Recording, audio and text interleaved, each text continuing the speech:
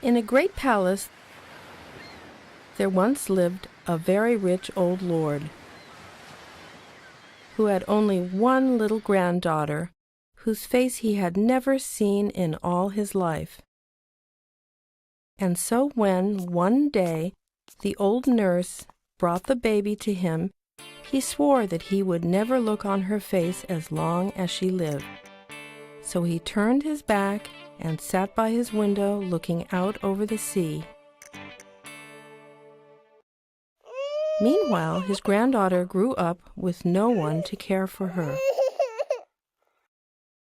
So she grew up, and her only companion was a crippled gooseherd.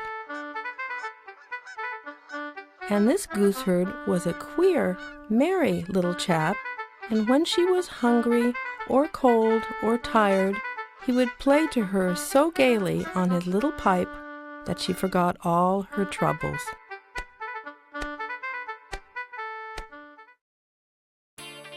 One day the king was to give a great ball in the town nearby for all the lords and ladies of the country. In due time the servants carried the royal invitation up to the old lord, who still sat by the window, weeping into the river that was fed by his tears. He dried his eyes and sent the servants for rich clothes and jewels, which he put on. Meanwhile, Tattercoats stood by the kitchen door weeping. And the old nurse went to the lord and begged him to let the girl go with him. But he only frowned and told her to be silent.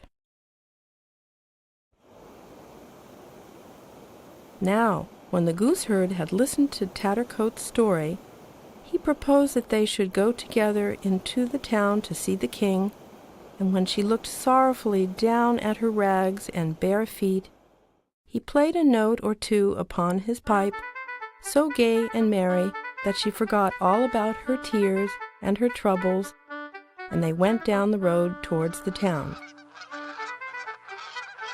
Before they had gone very far, a handsome young man, splendidly dressed, came riding up and stopped in front of them.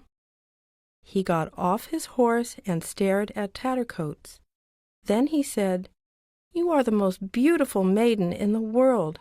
Will you marry me?" Then the gooseherd smiled to himself and played sweeter than ever. But Tattercoats laughed. "Not I," said she. "Go and ask one of the great ladies, and do not mock poor Tattercoats."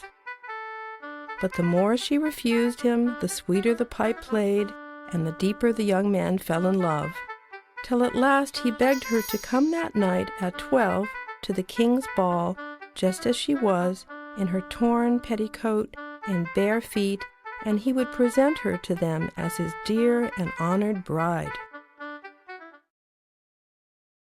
So, when night came, and the hall in the castle was full of light and music, and the lords and ladies were dancing before the king, just as the clock struck 12, Tattercoats and the gooseherd, followed by his flock of noisy geese, walked straight through the ballroom. As they came before the throne, the handsome young man rose from beside the king and came to meet her. Taking her by the hand, he turned to the king. "Father," he said, for it was the prince himself, "I have made my choice, and here is my bride, the loveliest girl in all the land, and the sweetest as well." The gooseherd put his pipe to his lips and played a few notes, and as he played, Tattercoats' rags were changed to shining robes sewn with glittering jewels. A golden crown lay upon her golden hair, and the flock of geese behind her became a crowd of dainty pages bearing her long train. And as the king rose to greet her as his daughter, the trumpets sounded loudly in honor of the new princess.